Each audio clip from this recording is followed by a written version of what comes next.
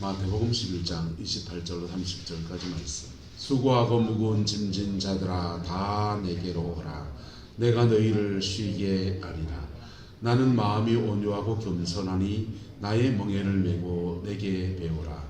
그리하면 너희 마음이 쉼을 얻으리니 이는 내 멍에는 쉽고 내 짐은 가벼움이라 하시니라. 아멘.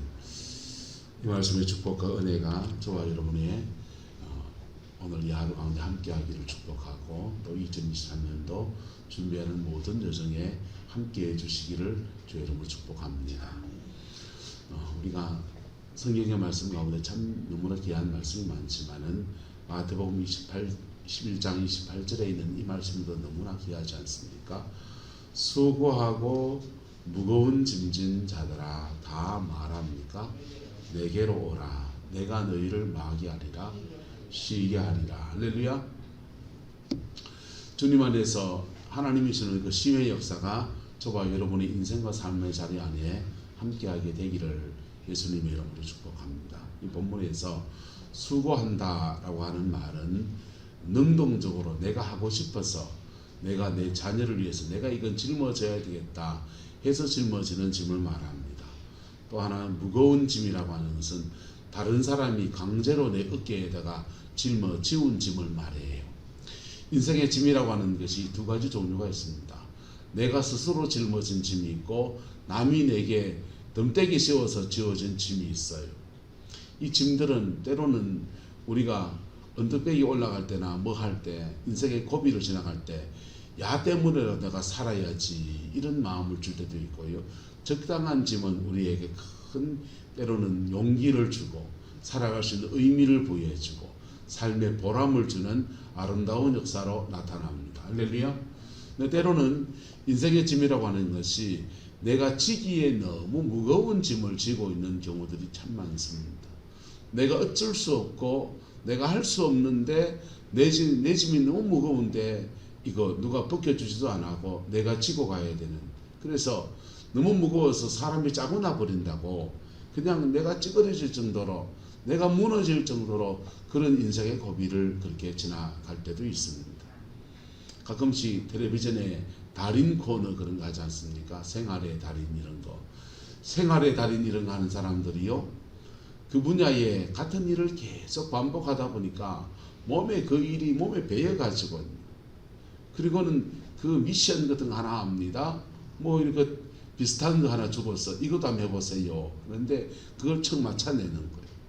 그리고는 다 끝나고 난 뒤에 그 일이 그 고수가 그런 고수가 되기까지 당신이 겪은 몸의 상처나 이런 것들을 보여주는 코너들이 있습니다.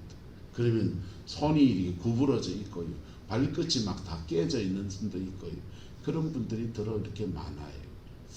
자기 삶에 인생의 짐을 지고 가고 나름의 그 분야에 최선을 다한다고 하는 것이 몸의 삶의 자리 안에 이런저런 상처도 이런저런 흔적도 그렇게 남기는 것이지요. 오석 권사님 보면은 시금치 많이 묶어서 그런지 손가락 끝이 이렇게 휘어져 있고, 이춘자 권사님도 보면은 손가락 끝이 그렇게 휘어져 있고, 그 손끝에서 양력을 써서 힘을 줘서 그렇게 하다 보니까 그래 몸에 배인 흔적들이겠죠. 그렇게 이 모양 저 모양으로 우리는 수고의 짐도 지고 무거운 짐도 지고 인생을 살아가고 있습니다. 그렇게 살아간 것 때문에 자녀들에게 존경을 받을 자격이 충분히 저와 여러분 있다고 생각합니다. 할렐루야. 그런데 오늘 주님은 그렇게 말해요. 수고의 짐 지고 무거운 짐진 자들아 다 내게로 오라. 내가 너희를 뭐하게 하리라. 쉬게 하리라. 할렐루야. 때로는 그렇게 무거운 짐을 지고 가더라도 주님 안에서 쉼이라는 것을 누릴 수 있어야 합니다. 창세기 49장에 보면 유다지파에 대한 축복이 나오는데, 유다지파의 축복 가운데 유다의 축복에 대해서 이렇게 말하기를, 유다의 축복은 노새를 포도나무에 매며 이렇게 나와요. 유다지파의 축복 중에 노새가 포도나무에 매여 있다는 겁니다. 노새는 항상 무거운 짐을 지고 그 나귀는 무거운 짐을 지고 계속 그냥 이스라엘에서 일만 하는 그런 사람을 이제 노새 같다. 노새가 그렇게 사니까. 그런데 그 나귀가 포도나무에 매여 있다고 하는 말은 그 짐 내려놓고 쉰다라고 하는 것입니다. 예수님 안에 들어올 때 우리에게 이 수고의 짐과 무거운 짐에 대해서 풀어주심의 역사가 이루어지게 돼요. 할렐루야. 그 복이 저와 여러분과 함께하게 되기를 예수님의 이름으로 축복합니다. 축기 사역을 하면서 몇 가지 배운 게 있는데요. 영들이 우리 몸에 자리 잡는 위치들이 있거든요. 근데 어깨에 자리 잡는 영들이 있는데 그거는 왜 자리 잡느냐 하면요.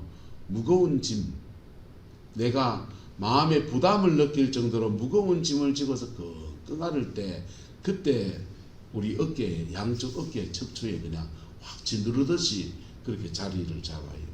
근데 그거 이제 뽑아내고 나면 어깨가 가벼워지겠죠. 근데 여러분, 인생의 무거운 짐을 예수님 안에서 좀 풀어놓는 은혜가 있게 되기를 예수 이름으로 축복합니다. 그 풀어놓는 것을 경험하면요, 우리가요 쓸데없이 용서는 데서 자유로워지기 시작하고요. 그리고 그 풀어놓고 난 뒤에 주님은 그 인생의 짐이라는 거 안 질 수 없잖아요. 은혜를 받아도 가정을 핑계칠 수가 없고, 은혜를 받아도 자녀를 내비를 수가 없고요. 은혜를 받아도 목사라는 사명을 내려놓을 수도 없고요. 그 짐이라고 하는 부분은 또 짊어져야 되는 부분인데 주님은 이렇게 말해요. 내가 너희를 쉬게 하리라. 할렐루야. 그리고 말합니다. 나는 마음이 온유하고 많이 겸손하니 나의 멍에를 메고 내게 뭐하라? 배우라. 여러분, 29절의 말씀은 내년부터 이루어갈 수 있기를 예수 이름으로 축복합니다. 나는 예수님은 마음이 온유하고 겸손하니 나의 멍에를 메고 나에게 배우라 이렇게 말하는데요. 29절의 말씀은 이스라엘의 농사법을 이해해야 돼요. 이스라엘 농사법은요, 어린 송아지 한 마리와 엄마 소가 함께 밭을 멜 때 밤매를 같이 나갑니다. 같이 멍에를 매요. 그리고 밭을 가는 중에 힘은 다 누가 쓰고? 엄마 소가 거의 80% 90% 힘을 씁니다. 어린 송아지는요 따라가는 거예요. 하지만 계품은 누가 다 재고? 어린 송아지가 다 하고. 주님께로부터 우리가 배워야 될 것이 있는데요, 주님과 함께 걷는 법, 주님과 함께 일하는 동력하는 법, 이걸 못 배우면 하나님의 일을 감당하는 사람도 자기가 다 하려고 하다가 짜고나고 힘들어 죽으려고 해요. 근데요, 내 짐을 지금 짊어지시고 함께 걸어가 주시는 그분이 계십니다. 마치 나는 누구와 같고? 어린 송아지와 같고, 내 무거운 짐은 누구한테 지금 맡기고요? 엄마 소가 다 짊어지고 가듯이 주님이 다 짊어지고 가는 옆에서 나는 옆에 폼재고 따라가고 있는 거지. 목사가 목회를 하면서요, 목회 한번 잘해보고 싶은 사람이 잘해보고 싶은 사람이 누가 있겠어요? 잘해보고 싶잖아요. 저도 애법 잘해보고 싶어서 능력 받으면 잘해본다, 잘할 수 있다 해서 능력 받겠다고 막 쫓아다녔습니다. 그러면서 한 3년만 여기 시간을 투자하면 신학대학원도 3년 공부하니까 학위를 주던데 3년만 여기다가 투자하면 뭐 하나 주시겠지 그래 생각하고 3년만 쓴다 그래 생각하고 달려들었어요. 근데 한 3년 지났는데도 연단은 끝이 없고, 그리고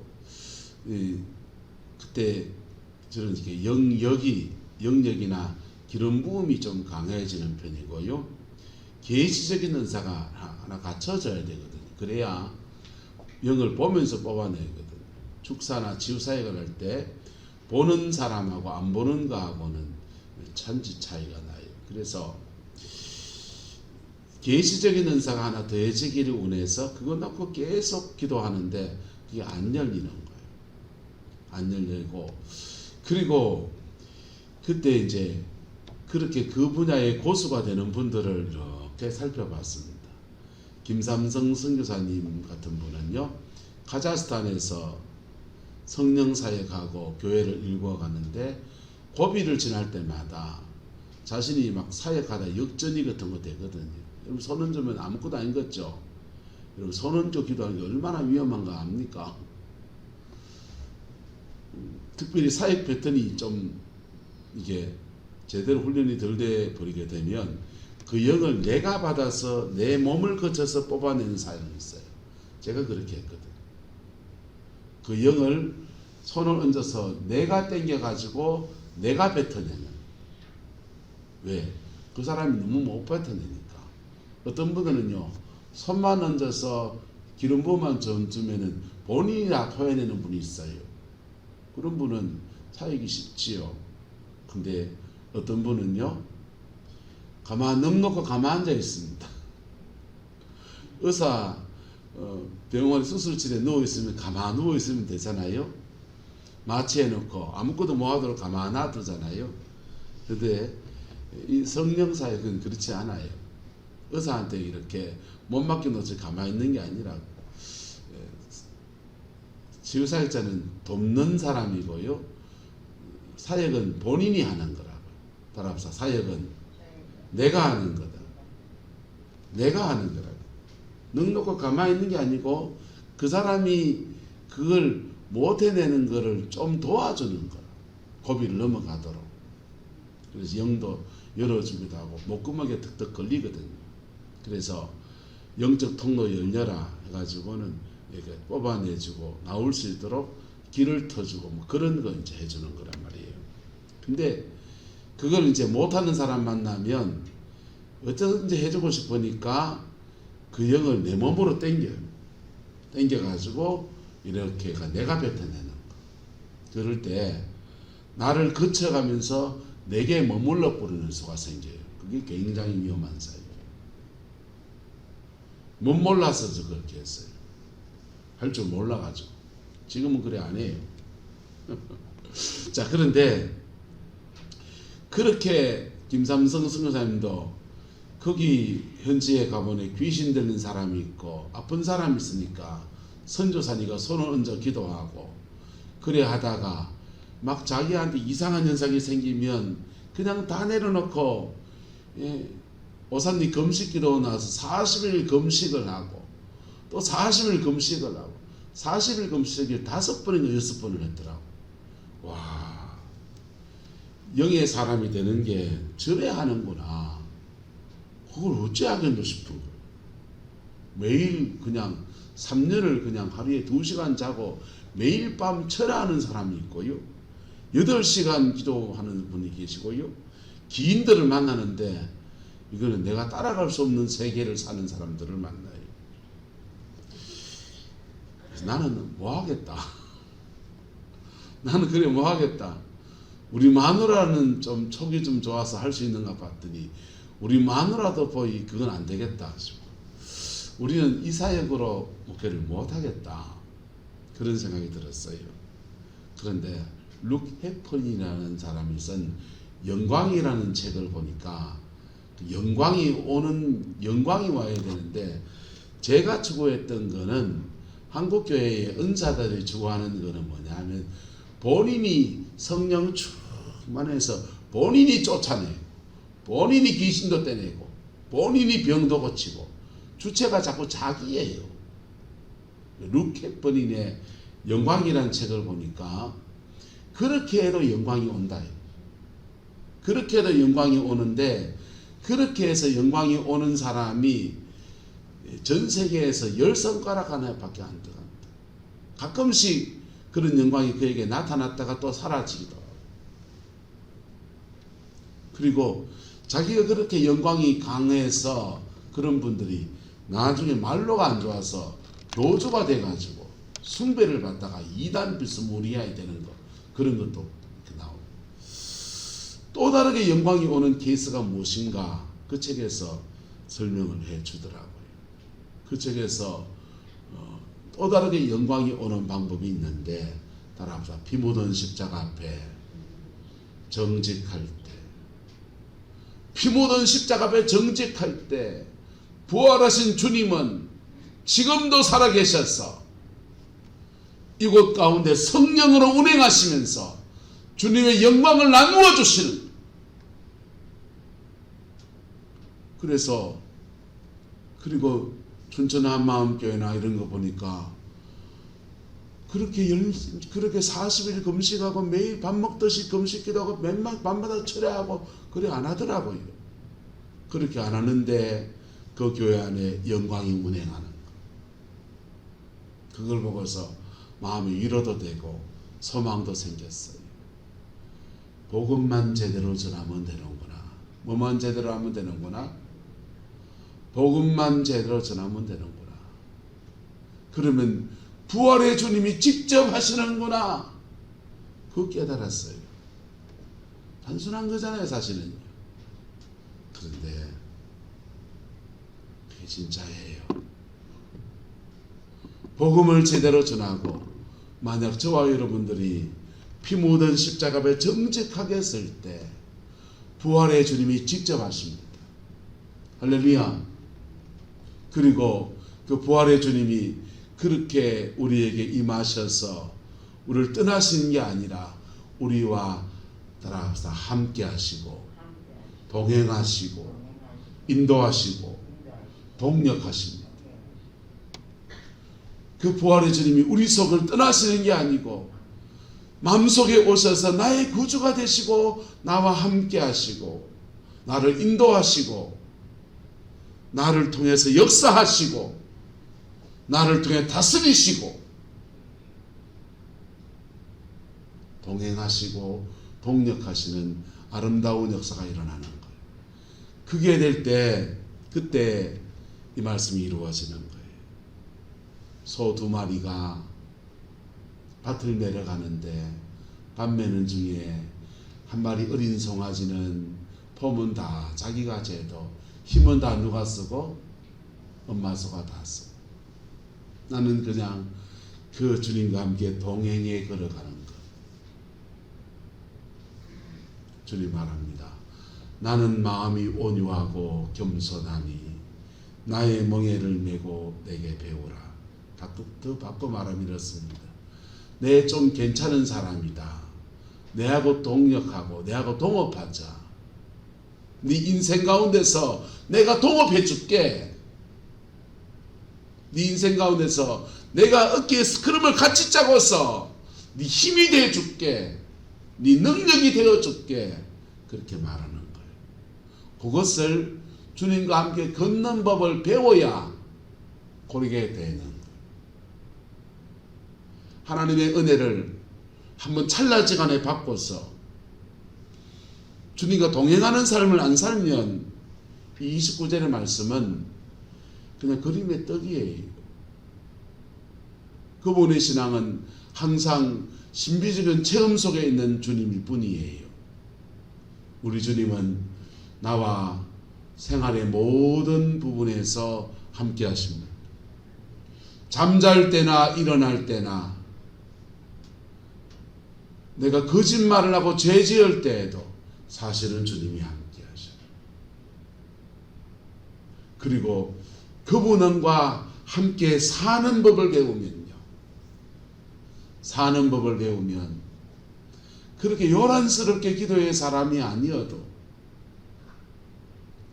주님이 나의 삶에 동행하시고 동력하시고 내 삶의 자리 안에서 다양한 임마누엘의 역사가 나타나게 돼. 그분이 예비하시는 은혜를 경험하면서 여호와 이레, 그분이 치료하시는 은혜를 경험하면서 여호와 라파, 그분이 내 인생을 이끌어 가심을 경험하면서 여호와 로이, 그분이 나의 삶에 승리를 주신 걸 경험하면서 여호와 니시, 내가 어디 가서 낯선 데 가는데 그곳에서도 함께 하신 하나님 경험하면서 여호와 삼마 다양한 모습으로 함께 하시면서 그 영광의 주님이 우리와 함께 하십니다. 할렐루야. 여러분, 오늘은 한 해를 마감하는 날이에요. 출발이 뭘로 시작하느냐? 수고의 짐도 무거운 짐도 다 내게로 오라. 내가 너희를 쉬게 하리라 하는 이 주의 음성에 반응하는 겁니다. 전라도의 전도의 문중경 전사님이요,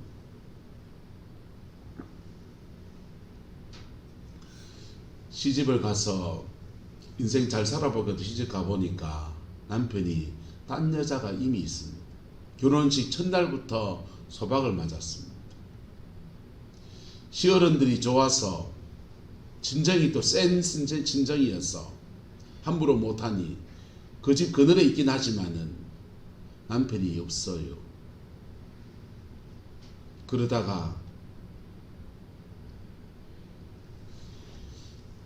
시댁에서 너 그만 친정에 돌아가라. 보따리 하나 들고서 정도 섬을 떠나서 친정으로 가야 되는데, 친정 가서 소방 맞고 온 것 때문에 얼마나 수치가 될까. 내가 살아서 뭐하나, 죽어야 되겠다. 바다에 뛰들어 죽으면은 동네 사람들, 섬 사람들이 알아서 그 집안 우사가 될 텐데 아무도 모르는 데 가서 죽어야 되겠다. 내 태어나서 한양 구경을 못 해봤으니 서울 가서 서울 구경하고 그리고 죽어야 되겠다. 서울 구경을 시큰하고서 한강 그 위에서 이래 내려다 보니까 한강변에 누가 천막을 주고 북을 둥둥둥둥 치면서 그렇게 막 사람들이 모여서 노래를 부릅니다. 야, 뭐 저 구경거리 있네. 뭐 오늘 죽거나 내일 죽거나 막 구경이나 시큰하고 죽자. 무슨 재미난 노래인 줄 알고 거기 이래 가보니까 이성봉 목사님이 한강변에 천막 쳐놓고 부흥회를 합니다. 부흥회 하는데 사람들이 박수치며 찬양하고 뭐 기도하고 말씀을 나누는데 참 미안한 세계예요. 교회라고는 처음 들어봤습니다. 이성봉 목사님이 갑자기 강단에서 외칩니다. 수고하고 무거운 짐진 자들아 다 내게로 오라.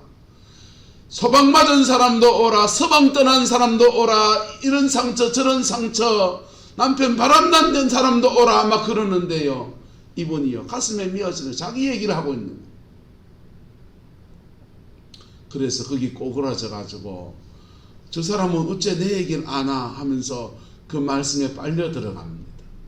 빨려 들어가다가 주체할 수 없는 눈물이 그냥 쏟아져요. 펑펑 울고 펑펑 울고 집회가 다 끝나고 사람들은 다 떠나고 그 철수를 하는데 한 사람이 울고 앉아 있습니다. 그래서 자초지정을 물어보니까 죽으려고 온 사람이에요. 그 사람 돌려보내면 다시 죽을 거 분명하니까 돌려보내지도 못하고 이 진행팀에서 난감한 거. 그때부터 이성봉 목사님을 이분이 따라다녀요. 따라다니면서 뭘 배우느냐? 주님과 함께 걷는 법을 배웁니다. 어린아 그림말을 배우듯이 주님과 함께 걷는 법을 배우고 주님과 동행하는 법을 배우고 그 모임에서 함께 기도하고 함께 하나님 앞에 나아가면서 말씀도 듣고 주님과 동행하고 그리고 성령의 능력 안에서 주님과 동력하는 사람도 접어지고 그렇게 준비가 되었더니 그가요 그 소방맞은 그 섬에 정도에 다시 내려가서 시댁에 들어가는데 개선장모처럼 들어갑니다. 근데 그 며느리가 다시 내려왔는데 그 며느리에게 시댁에서 땅 몇 섬을 몇 자리를 줘가지고 밥 먹고 살도록 그래 배려해 주니까 거기서 농사 지으면서요 그 섬에 온통 복음을 전해서 정도의 100%의 사람들을 그리스도께를 인도하는 하나님의 위대한 종으로 그래 쓰임받다가 6.25 전쟁을 통해 순교의 제물이 되셨어요. 여러분, 오늘날 교회에서 하나님의 말씀을 배운다고 하는데 주님과 더불어 사는 것에 대해서 제대로 우리가 배우지 못해요. 성령과 동행하는 것에 대해서 제대로 배우지를 않아요. 이거는 광야를 지나가면서부터 배워지는 거거든. 내 인생의 광야의 여정을 지나가면서 다른 사람 다 떠나고 내가 믿는 것 다 끊어져도 나를 떠나지 않는 그분을 경험하면서 그분께 내 삶을 의탁하고 맡기고 주거니 받거니 그러면서 주님과 동행하는 법을 배우거든. 주님과 동력하는 법을 배우거든. 그리고 나면요, 폼은 다 누가 재고? 내가 재고. 기본적인 건 하지요. 기본적인 준비도 하고 그러지만은 자기의 능력보다 더 강력한 영광 안에서 주어지는 은혜가 그렇게 부러져서 그 사람이 목사면 목회가 되고요. 그 사람이 치유사역자면 치유사역 안에서 놀라운 열매가 맺어지고요. 그 사람이 가정주부면 가정주부라는 그 자리 안에서 하나님이 새롭게 이끌어 가시는 아름다운 역사가 이루어져서 가정이 세워지고 자녀가 세워지고 하나님의 영광이 머무르는 복된 가정으로 세워지는 은혜가 그렇게 주어지는 것입니다. 저와 여러분 가운데 이 은혜가 풀어지기를 예수 이름으로 축복합니다. 여러분, 수고의 짐을 졌습니까? 무거운 짐을 졌습니까? 주님 앞에 오늘 하루만큼이라도 내려놓는 법을 배웁시다. 그거 다 내려놓는 법을 배웁시다. 내려놓고 주님 안에 좀 쉬소. 그리고 그 다음에 좀 자라나고 난 뒤부터는요, 주님과 동행하는 법을 배웁시다. 주님과 동력하는 법을 배웁시다. 이 문제를 하나님께 의탁하고서 주님과 함께 승리를 취하는 것들을 배워갑시다. 그럴 때 우리는 이 주님의 영광의 역사가 우리 인생 전체에 주관하는 아름다운 은혜를 보게 될 것입니다. 기도하겠습니다. 좋으신 아버지 하나님, 한 해의 마지막 날입니다. 내 인생의 무거운 짐들, 2022년도 코로나 중에 이런저런 어려움 중에 우리는 여러 가지 고비들을 지나왔습니다. 2023년도가 또 녹록하지 않다는 것을 우리는 알고 있습니다. 인구는 줄어들고 노령화는 심해지고 금리는 오르고 집값은 떨어지고 여러 가지 일들이 이 나라 가운데 있습니다. 주님, 우리 가운데도 있습니다. 주님, 이 일들 속에서 함께 하시는 하나님을 깊이 경험하게 하시고 그 안에서 우리의 마음에 쉼이 있게 하시고 우리의 삶에 안식이 있게 하시고 에덴의 영광의 역사가 또한 풀어지게 인도하여 주옵소서. 여호와께서 한없는 은혜와 사랑으로 함께해 주시기 원합니다. 예수님의 이름으로 축복하며 기도드리옵나이다. 아멘.